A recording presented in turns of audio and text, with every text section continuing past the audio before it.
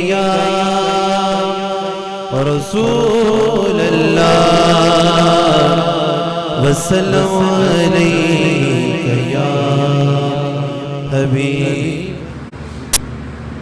حضرت سیدنا فاروق اعظم رضی اللہ تعالیٰ عنہ کے ایک قول سے کرنا چاہتا ہوں، کیونکہ وہ آپ کے بعد ساری امت سے افضل و اعلیٰ ہے، تو ان کے بیان سے آپ کو زیادہ فضیلت سمجھنے کا موقع ملے گا، کیونکہ آپ نے اگر کسی بلندی کا اندازہ کرنا ہو تو پستی کی طرف دیکھ کر کریں گے۔ مثلا اگر آپ نے چھت کی بلندی کا اندازہ کرنا ہو تو فرش سے ناپنا شروع کریں گے تو پتا چلے گا یہ چھت فرش سے 10 یا 12 فٹ بلند ہے۔ اگر کسی انسان کی قد کی بلندی دیکھنی ہو تو ان کے پیروں سے دیکھیں گے تو پتا چلے گا کہ اس شخص کا قد کتنا فٹ ہے۔ اسی طرح جب ہم عظمت صدیق کے گرد راہ کو نہیں پاتے تو کہتے ہیں کہ جس نبی صلی اللہ علیہ وسلم کے خلیفہ کی یہ شان ہے اس نبی کی کیا شان ہوگی۔ اسی لیے حضرت سیدنا فاروق اعظم رضی اللہ تعالیٰ عنہ کا قول پیش کرنا چاہتا ہوں تاکہ معلوم ہو سکے کہ جس کے متعلق حضرت فاروق اعظم کا یہ ارشاد ہے وہ ابو بکر صدیق کس شان کے مالک ہوں گے۔ اور حضرت سیدنا فاروق اعظم رضی اللہ تعالیٰ عنہ کے متعلق امام اہل سنت شاہ احمد رضا خان فاضل بریلوی رحمۃ اللہ علیہ نے ایک حدیث کا ترجمہ کرتے ہوئے فرمایا کہ وہ عمر جس کے ادا پہ شہدائے سکر اس خدا دوست حضرت پہ لاکھ ہو سکا۔ حضرت سیدنا فاروق اعظم رضی اللہ تعالیٰ عنہ نے فرمایا کہ اے کاش میں ابو بکر صدیق رضی اللہ تعالیٰ عنہ کے سینے کا ایک بال ہوتا۔ حضرات گرامی، ایک دن شمع نبوت فیروزہ تھی اور پروانے نثار ہو رہے تھے۔ محفل دربار رسالت پوری آب و عطاب پر تھی اور صدارت صدر جلسہ نبی پاک صلی اللہ علیہ وسلم خود بنفس بنفیس جلوہ فرما تھے، اور یہ غلامان رسول صحابہ اکرام اس طرح باادب بیٹھے ہوئے تھے کہ انہم علی رؤوسہم الطیر، کہ گویا کہ ان کے سروں پر پرندے بیٹھے ہوئے ہیں اور ذرا سی جنبش ہوئی تو وہ اڑ جائیں گے۔ میرے آقا علیہ الصلوۃ والسلام نے اپنی زبان حق ترجمان سے اعلان فرمایا کہ اے میرے صحابہ، جو کوئی شخص میرے جد امجد حضرت ابراہیم علیہ السلام کی سینہ کی زیارت کرنا چاہتا ہے تو وہ اپنا ہاتھ کھڑا کرے۔ تو حضرت اکرامی صحابہ اکرام نے یہ نہیں کہا کہ یہ کیسے ہو سکتا ہے، ان کو تو دنیا سے تشریف لے جائے ہوئے ہزاروں برس بیت چکے ہیں، اب آپ ان کو کس سے دکھا سکتے ہیں؟ مگر انہوں نے یہ الفاظ عرض نہیں کیے کیونکہ وہ صحابی تھے۔ آج کل ان معجزات کا انکار کرنے والے یہ وہابی ہیں۔ حضرات اکرامی، صحابہ اکرام کا ایمان یہ تھا کہ حضور صلی اللہ علیہ وسلم کا ہر ارشاد حق اور ہر کمال برحق ہے، جو وہ فرمائے وہ کر کے دکھا سکتے ہیں۔ تمہارے منہ سے جو نکلی وہ بات ہو کے رہی، تمہارے منہ سے جو نکلی وہ بات ہو کے رہی، تمہارے لب سے ہماری نجات ہو کے رہی، جو کہا رات کو دن تو دن نکل آیا، کہا دن کو رات تو رات ہو کے رہی۔ صحابہ اکرام کا یہ عقیدہ تھا، یا رسول اللہ صلی اللہ علیہ وسلم، اللہ کو ہم نے دیکھا نہیں، آپ کے بتانے پر مانا ہے۔ یا رسول اللہ، ملائکہ کو ہم نے دیکھا نہیں، آپ کے فرمانے پر مانا ہے۔ یا رسول اللہ، جبریل کو ہم نے دیکھا نہیں، آپ کے فرمانے پر مانا ہے۔ جنت اور دوزخ کو ہم نے دیکھا نہیں، آپ کے فرمانے پر مانا ہے۔ لوح قلم کو ہم نے دیکھا نہیں، آپ کے فرمانے پر مانا ہے۔ عرش و کرسی کو ہم نے دیکھا نہیں، آپ کے فرمانے پر مانا ہے۔ انبیاء اور رسول کو ہم نے دیکھا نہیں، آپ کے فرمانے پر مانا ہے۔ میزان اور کرسیات کو ہم نے دیکھا نہیں، آپ کے فرمانے پر مانا ہے۔ میدان محشر اور قیامت کو ہم نے دیکھا نہیں، آپ کے فرمانے پر مانا ہے۔ یا رسول اللہ، حوض و کوثر کو ہم نے دیکھا نہیں، آپ کے فرمانے پر مانا ہے۔ تو پھر جب ہم نے آپ کو نبی اور صاحب کمالات معجزات رسول تسلیم کر لیا ہے تو یہ بھی تسلیم کرتے ہیں کہ آپ اس مقام سے سیدنا ابراہیم علیہ السلام کے سینے کی زیارت کروا سکتے ہیں۔ اگر آپ اپنے مقام سے جنت دکھا سکتے ہیں، اگر آپ اپنے مقام سے انگوروں کا جنتی گوشہ دکھا سکتے ہیں، اگر آپ مسجد قباء سے ہمارے مکہ کے مکانات کو دکھا سکتے سینہ حضرت ابراہیم علیہ السلام کا بھی دکھا سکتے ہیں. تو حضرات اکرام صحابہ اکرام نے شوق سے زیارت کا تقاضا کیا تو میرے آقا علیہ السلام مبارک نے ارشاد فرمایا کہ جس صحابی نے حضرت ابراہیم علیہ السلام کے سینہ اقدس کی زیارت کرنی ہو وہ ہاتھ کھڑا کرے. تو جتنے صحابہ اکرام وہاں پر موجود تھے سب نے اپنے ہاتھ کھڑا کیا. سیدنا صدیق اکبر نے بھی اپنا ہاتھ مبارک کو بلند کیا. آپ صلی اللہ علیہ وسلم مبارک نے فرمایا ابو بکر اپنا ہاتھ نیچے کر لے.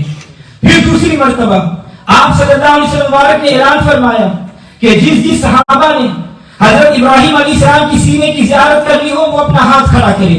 جتنے صحابہ موجود تھے سب نے اپنے ہاتھ کو بلند کیا.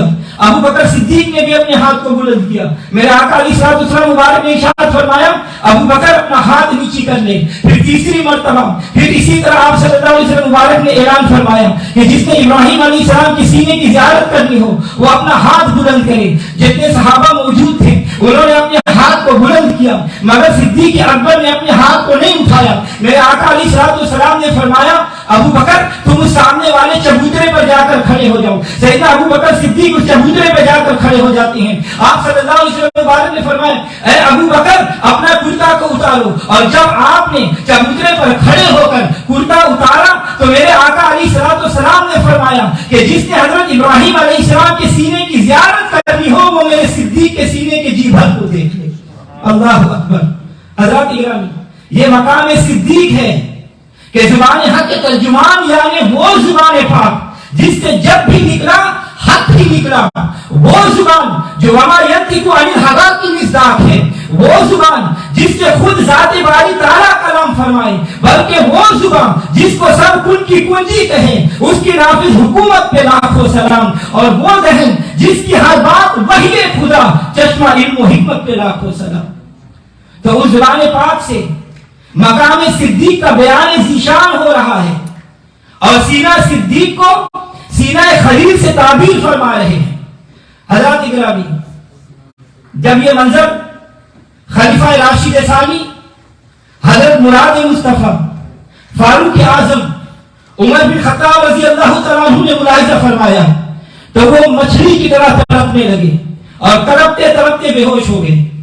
جب ہوش آیا تو اس بے ہوشی کا باعث پوچھا گیا تو حضرت عمر رضی اللہ تعالیٰ عنہ مبارک نے فرمایا اور تو کوئی بات نہیں بس ایک حسرت نے تڑپا کر بے ہوش کر دیا وہ یہ کہ اے کاش میں ابو بکر کے سینے کا ایک بال ہوتا. اللہ اکبر. حضرات گرامی لوگ آج سوچتے ہیں کہ وجد کیا ہے تو یہ بھی ایک وجد ہے. تو حضرات گرامی توجہ چاہوں گا یہ وہ عمر فاروق ہے جن کو نبی صلی اللہ علیہ وسلم نے اللہ سے مانگا اور ان کا لقب مراد مصطفیٰ ٹھہرا. وہ عمر کہ جس کے سائے سے شیطان بھاگتا ہے. وہ عمر جو حق اور باطل کے درمیان حد فاصل ہے. وہ عمر جن کی نیکیاں آسمان کے ستاروں کے برابر ہے. وہ عمر جن کے ایمان لانے پر عرش کے ملائکہ نے خوشیاں منائی. وہ عمر جس کے بارے میں نبی صلی اللہ علیہ وسلم مبارک نے فرمایا کہ میرے بعد اگر کوئی نبی ہوتا تو وہ عمر ہوتا. وہی عمر یہ کہہ رہے ہیں کہ اے کاش میں ابو بکر صدیق کے سینے کا ایک بال ہوتا. اللہ اکبر. حضرت گرامی ایسا کیوں نہیں ہوتا؟ حضرت ابراہیم علیہ السلام ہے خلیل اللہ. حضرت ابو بکر صدیق ہے خلیل النبی. نبوت تو ختم ہو گئی صداقت اور خلت ابھی باقی ہے. تو صدیق نبی اللہ تو نہیں خلیل النبی ہے. تو جو خلیل النبی ہوگا یقیناً وہ خلیل اللہ بھی ہوگا.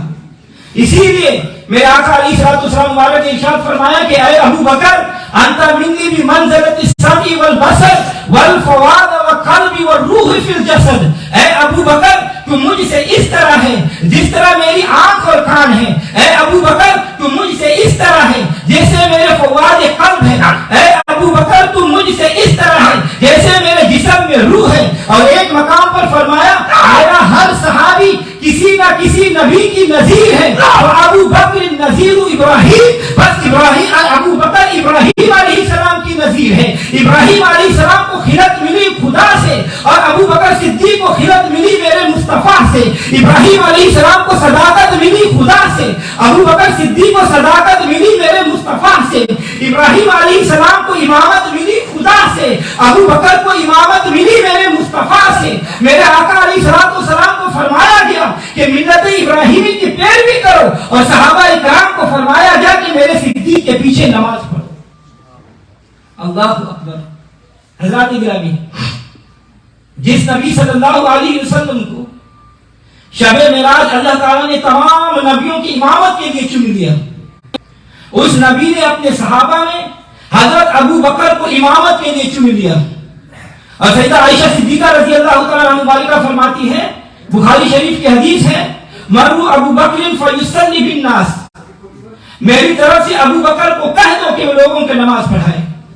حضرات گرامی، اور تاریخ والے یہ لکھتے ہیں کہ 15 نمازیں نبی پاک صلی اللہ علیہ وسلم نے خود بھی حضرت ابو بکر صدیق رضی اللہ تعالیٰ عنہ کی ابتدا میں پڑھی۔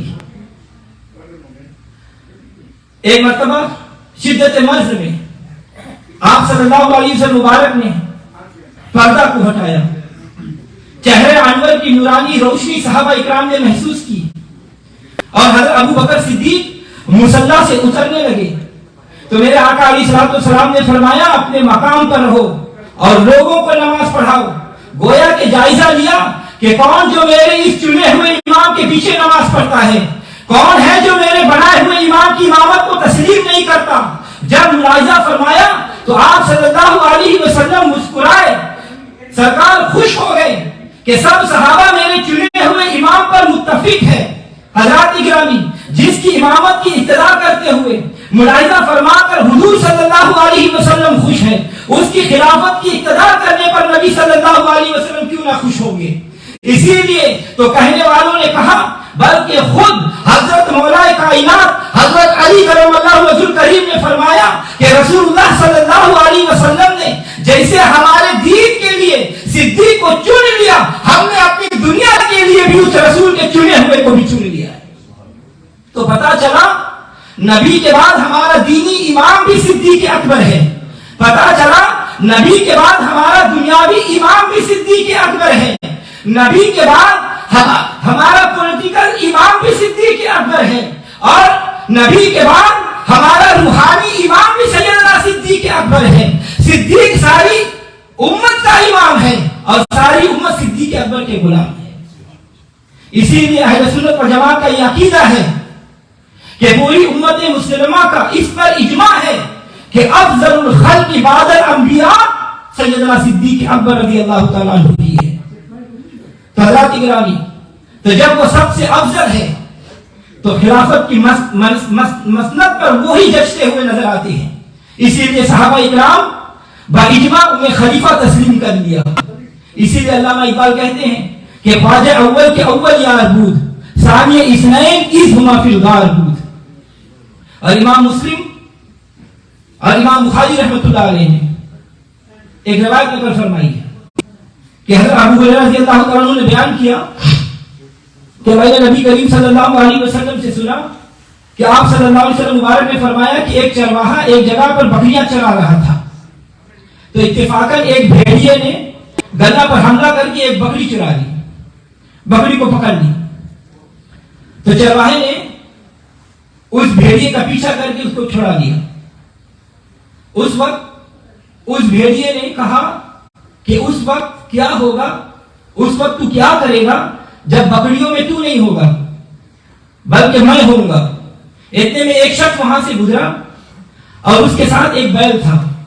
بیل نے میری طرف دیکھ کر کہا کہ میں سامان لادنے کے لیے نہیں بلکہ میں کھیتی باڑی کے لیے پیدا کیا گیا ہوں۔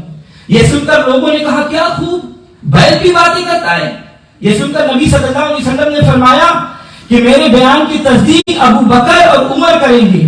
اگرچہ وہ اس مجلس میں حضرت ابو بکر اور عمر فاروق موجود نہیں تھے، لیکن حضور صلی اللہ علیہ وسلم نے ان دونوں حضرات کے ایمان کامل کے اعتماد پر یہ فرما دیا، کیونکہ حضور صلی اللہ علیہ وسلم کو یقین کامل تھا یہ دونوں حضرات آپ کی ارشاد کی ضرور تصدیق کریں گے۔ تو حضرات گرامی، معلوم ہوا کہ صدیق اور فاروق کے ایمان پر خود مصطفیٰ کو اعتماد ہے، نہیں بلکہ صدیق اور فاروق کے ایمان پر خود خدا کو اعتماد ہے۔ محبوب کو یہ یقین تھا کہ صدیق میری تصدیق کرے گا، محبوب کو یہ یقین تھا کہ فاروق میری تصدیق کرے گا اگرچہ یہاں موجود نہیں، اور وہ جھوٹ بول سکتا نہیں کیونکہ وہ صدیق ہے۔ تو معاملہ کچھ یوں ہوگا کہ صدیق کا عقیدہ یہ تھا کہ اس مبارک چہرہ انور سے، منہ مبارک سے کبھی جھوٹ نکل سکتا نہیں، اس پیارے منہ مبارک سے کبھی حق کے سوا کچھ نکلتا نہیں، اس لیے میں اس کی ہر بات کی آنکھیں بند کر کے تصدیق کرتا چلا جاؤں گا۔ میں نے خدا کو دیکھا نہیں مگر تصدیق کر دی، میں نے انبیاء کو دیکھا نہیں مگر تصدیق کر دی، میں نے ملائکہ کو دیکھا نہیں مگر تصدیق کر دی، میں نے جنت اور جہنم کو دیکھا نہیں مگر تصدیق کر دی، میں نے عرش و کرسی کو دیکھا نہیں مگر تصدیق کر دی، کیونکہ اس دہن کی ہر بات حق اور سچ ہے، وہ دہن جس کی ہر بات وحی خدا، وہ دہن جس کی ہر بات وحی خدا، چشمہ علم و حکمت پہ لاکھوں سلام۔ تو حضرات گرامی، تو جس طرح صدیق کو اس محبوب کی ہر بات کی حقانیت پر یقین تھا کہ کوئی میری بات کی تصدیق کرے نہ کرے، میرا یار صدیق ضرور کرے گا، لہذا بلا خوف و خطر فرما دیا کہ میری بات کی تصدیق صدیق اور فاروق کریں گے۔ میں نے جو کچھ بیان کیا ہے میرا یار اس کی تصدیق کرے گا، کیونکہ میں حق بیان کرنے والا اور وہ اس کے حق کی تصدیق کرنے والا۔ اسی لیے اللہ تعالیٰ قرآن پاک میں ارشاد فرماتا ہے وَالَّذِي جَاءَ بِالصِّدْقِ وَصَدَّقَ بِهِ أُولَٰئِكَ هُمُ الْمُتَّقُونَ، اور وہ جو حق اور سچ لے کر تشریف لائے اور جنہوں نے اس کی تصدیق کی۔ تو حضرات گرامی توجہ چاہوں گا، پورے روئے زمین اور ابو بکر صدیق کے ایمان کا اگر وزن کیا جائے تو ابو بکر صدیق کے ایمان کا پلہ بھاری ہوگا۔ پورے روئے زمین میں میرے آقا و مولا علی مرتضی مشکل کشا، شیر خدا، تاجدار اہل عطا بھی ہے، جو ابن مدہ کے مقابلہ پر نکلا تو ابن مدہ نے یہ چیلنج کیا کہ ہے کوئی جو میرا مقابلہ کرے؟ تو حضرت علی رضی اللہ تعالیٰ عنہ نے عرض کیا یا رسول اللہ صلی اللہ علیہ وسلم مجھے اجازت دے۔ آپ صلی اللہ علیہ وسلم نے ارشاد فرمایا علی ذرا ٹھہر جاؤ۔ تھوڑی دیر کے بعد ابن مدہ نے پھر اعلان کیا کہ ہے کوئی جو میرا مقابلہ کرے؟ میرا نام ابن مدہ ہے۔ حضرت علی نے دوبارہ عرض کیا یا رسول اللہ مجھے اجازت دے۔ آپ صلی اللہ علیہ وسلم نے فرمایا علی ابھی ٹھہر جاؤ۔ تھوڑی دیر کے بعد ابن مدہ نے تیسری مرتبہ چیلنج کیا کہ ہے کوئی مسلمانوں میں جو میرا مقابلہ کرے؟ پھر حضرت علی رضی اللہ تعالیٰ عنہ نے آپ صلی اللہ علیہ وسلم کے قدم مبارک کو پکڑ لیا اور عرض کیا یا رسول اللہ مجھے اجازت دے۔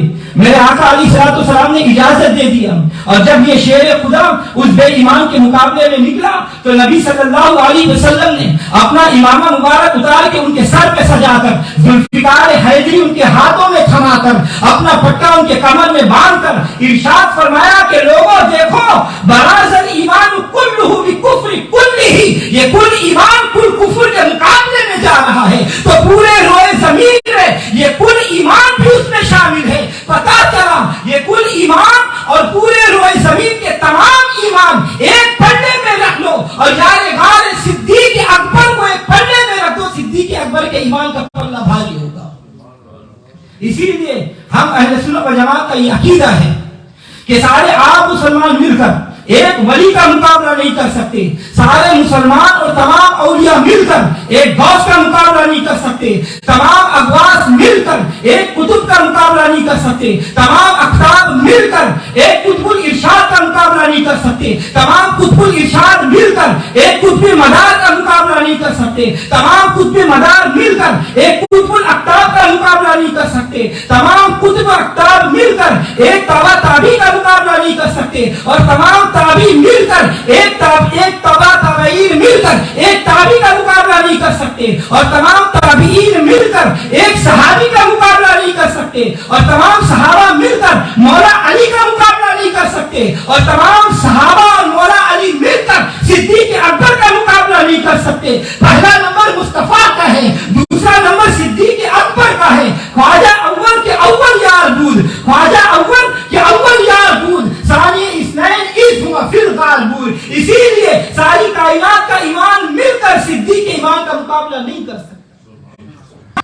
تو حضرات گرامی توجہ چاہوں گا، آپ لوگوں نے ایکسپیرینس بھی کیا ہوگا، مشاہدہ بھی کیا ہوگا کہ اعتماد والی شخصیت جب سامنے آئے تو اسے دیکھ کر دل مسرور ہو جاتی ہے، دل خوش ہو جاتا ہے اور ہونٹ تبسم ریز ہو جاتے ہیں۔ اب جبکہ صدیق اور فاروق کی شخصیات پر حضور صلی اللہ علیہ وسلم کو اتنا اعتماد تھا، ترمذی شریف میں ہے کہ حضرت انس بن مالک رضی اللہ تعالیٰ عنہ سے روایت کرتے ہیں کہ جب حضور صلی اللہ علیہ وسلم مہاجرین اور انصار کی مجلس میں تشریف لے جاتے اور وہاں حضرت ابو بکر اور حضرت عمر بھی موجود ہوتے تو پوری مجلس میں کوئی شخص بھی ادب کی وجہ سے حضور صلی اللہ علیہ وسلم کے چہرے مبارک پر نظر جما کر نہیں دیکھ سکتا سوائے حضرت ابو بکر اور حضرت عمر کے کہ یہ حضرات چہرہ مبارک کا مشاہدہ کرتے اور تبسم فرماتے اور حضور بھی ان کی طرف دیکھتے اور تبسم فرماتے۔ نبی صلی اللہ علیہ وسلم کی طرف دیکھے تو تبسم فرماتے ہوئے، نبی صلی اللہ علیہ وسلم ان کی طرف دیکھے تو تبسم فرماتے ہوئے، گویا زبان شاعر نے یوں اظہار کیا کہ آنکھوں میں اشارے ہو گئے، آنکھوں میں اشارے ہو گئے، تم ہمارے ہم تمہارا ہوگا۔ پتا چلا کہ صدیق اور فاروق کے لیے نبی کے پاس اور نبی صلی اللہ علیہ وسلم کے لیے صدیق اور فاروق کے پاس راحت ہی راحت ہے، محبت ہی محبت ہے، الفت ہی الفت ہے۔ ارے جبھی تو وہ تبسم فرماتے، ارے جس کی مبارک کی ایک جھلک کو بڑی کر سے، ارے جس کی مبارک کی ایک تبسم کو، ایک جھلک کو غوث کر سے، جس کی مبارک کی تبسم کی ایک جھلک کو کتب تر سے، ارے جس کی مبارک تبسم کی ایک جھلک کو اوتاد تر سے، ارے جس کی مبارک تبسم کی ایک جھلک کو ساری کائنات تر سے لوگ چلا کشی کرے، مجاہدات کرے، ریاضات کرے کہ کبھی ایک جھلک ہی نظر آ جائے اور وہ محبوب پاک صدیق اکبر کی طرف نگاہ کرم اٹھائے تو مسکراتے ہوئے، وہ محبوب پاک فاروق اعظم کی طرف نگاہ کرم اٹھائے تو مسکراتے ہوئے، ارے جس نگاہ کرم کا تذکرہ میرے سرکار اعلیٰ حضرت عظیم البرکت مجدد دین و ملت شاہ احمد رضا خان فاضل بریلوی رحمۃ اللہ علیہ نے فرمایا کہ جب آ گئی ہے جوش رحمت پہ ان کی آنکھیں، جب آ گئی ہے جوش رحمت پہ ان کی آنکھیں، جلتے بجھا دیے ہیں، روتے ہنسا دیے ہیں، اور فرمایا کہ وہ نگاہ کرم جس طرف اٹھ گئی دم میں دم آ گیا، وہ نگاہ کرم جس طرف اٹھ گئی دم میں دم آ گیا، اس نگاہ عنایت پہ لاکھوں سلام۔ اور کسی عاشق نے تو کمال کر دیا کہ فقط نگاہ سے ہوتا ہے فیصلہ دل کا، فقط نگاہ سے ہوتا ہے فیصلہ دل کا، نہ ہو نگاہ میں شوقی تو دل بلی کیا ہے۔ ارے جس کی تسکین سے روتے ہوئے ہنس پڑی اس تبسم کی عادت پہ لاکھوں سلام۔ حضرات گرامی ایسا کیوں نہیں ہوتا کہ میرا صدیق اکبر ہر طرح سے بے مثال اور ہر پہلو سے لاجواب ہے، وہ خود بھی صحابی رسول ہیں، ان کے والد بھی صحابی رسول ہیں، ان کی والدہ بھی صحابی رسول ہیں، ان کے بیٹے بھی صحابی رسول ہیں، ان کے پوتے بھی صحابی رسول ہیں، اور یہ مقام و مرتبہ سوائے صدیق اکبر کے اور کسی صحابی کو حاصل نہیں ہے۔ اور یہ ایک کوئی وائزانہ رنگ کی بات نہیں بلکہ حکیم الامت مفتی احمد یار خان نعیمی رحمۃ اللہ علیہ فرماتے ہیں کہ آپ اور آپ کے ماں باپ، آپ کی ساری اولاد اور آپ کی اولاد کی اولاد یہ صحابی ہے، اور یہ شرط کسی اور کو نصیب نہیں۔ تو حضرات گرامی، آپ نے غور فرمایا کبھی کہ جس مقام پر آج مسجد نبوی شریف ہے، جہاں میرے آقا علیہ الصلوۃ والسلام اور ابو بکر صدیق اور عمر فاروق آرام فرما ہے، یہ جگہ کس نے خریدی تھی؟ بخاری شریف کی حدیث میں موجود ہے کہ اس دور کے وہ مسجد نبوی جس جگہ پر تعمیر ہوئی تھی اسے خریدنے والا کون تھا؟ بخاری شریف میں موجود ہے کہ مسجد نبوی کی اصل زمین حضرت ابو بکر صدیق رضی اللہ تعالیٰ عنہ نے 10 دینار میں خرید کر وقف کی ہے۔ حضرت اسد بن زرارہ رضی اللہ تعالیٰ عنہ یہ مدینہ منورہ کے مقامی باشندے تھے اور بڑے ہی مخلص، دین پسند اور پرہیزگار قسم کے آدمی تھا، اور انہوں نے حضور صلی اللہ علیہ وسلم کی تشریف مدینہ منورہ میں آنے سے پہلے ہی تبلیغ دین کا کام شروع کیا ہوا تھا، اور پابندی کے ساتھ مسلمانوں کو ایک مربت میں 5 وقت نماز پڑھایا کرتے تھے۔ اور مربت اس میدان کو کہتے ہیں جہاں کھجوروں کو سکھاتے ہیں اور ان کے چوہارے بنائے جاتے ہیں۔ یہ میدان 2 یتیم بچوں کی ملکیت تھا۔ جو حضرت اسد بن زرارہ رضی اللہ تعالیٰ عنہ کے پاس ہی رہتے تھے اور ان کی نگرانی میں وہ پرورش پا رہے تھے. ایک کا نام سہیل اور دوسرے کا نام سہل تھا. حضور صلی اللہ علیہ وسلم نے دونوں کو بلایا اور ان سے فرمایا کہ اپنے اس زمین کا ہمارے ساتھ سودا کر لو اور اس کی قیمت ہم سے لے لو. تو ان دونوں یتیم بچوں نے عرض کیا کہ خدا کی قسم ہم تو اس کی قیمت صرف اللہ تعالیٰ سے لینا چاہتے ہیں. چنانچہ وہ یتیم تھے، اس لیے یتیموں کے والی نے بصورت ہبہ اور عطیہ ان کی زمین لینے سے انکار کر دیا اور ابو بکر صدیق کو حکم دیا کہ اس کی قیمت ادا کرو. چنانچہ حضرت ابو بکر صدیق نے مسجد نبوی کے لیے خریدے گئے اس زمین کی قیمت حضور صلی اللہ علیہ وسلم کے حکم کے مطابق ادا کر دیا. توجہ چاہوں گا، یہ نبی صلی اللہ علیہ وسلم کی اپنے صدیق پر وہ رحمت ہے جس کی کوئی انتہا نہیں. جو مسجد بنائے قیامت تک اس میں نماز ادا کرنے والوں کا ثواب مسجد بنانے والوں کو بھی ملتا ہے. صدیق سے قیمت دلوا کر حضور صلی اللہ علیہ وسلم نے انہیں ایسے ثواب کا مستحق بنا دیا کہ جو ختم ہونے والا ہی نہیں. چنانچہ قیامت تک جو نمازی بھی مسجد نبوی میں نماز پڑھے گا یا کوئی اور عبادت کرے گا اس کا ثواب حضرت صدیق اکبر کے نامہ اعمال میں بھی درج ہوتا رہے گا. تو حضرات ابھی مسجد نبوی کی جگہ خریدنے والا کون ہے؟ صدیق اکبر ہے. حجرہ عائشہ کا خریدار کون ہے؟ صدیق اکبر ہے. ذاتی اور صاحب غار و مزار کون ہے؟ صدیق اکبر ہے.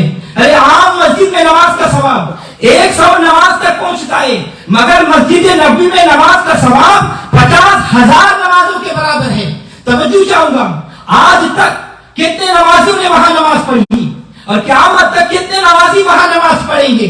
پھر یہ سب نمازیں 50,000 گنا بڑھا کر اور ان کو فردن فردن ثواب دیا جائے گا اور اول تو آخر سب ثواب کے برابر سارا ثواب اکیلے تاجدار اہل صداقت سیدنا ابو بکر صدیق رضی اللہ تعالیٰ عنہ کو دیا جائے گا. اور کتنے زائر روضہ رسول پر حاضر ہو چکے ہیں اور کتنے قیامت تک حاضر ہوں گے.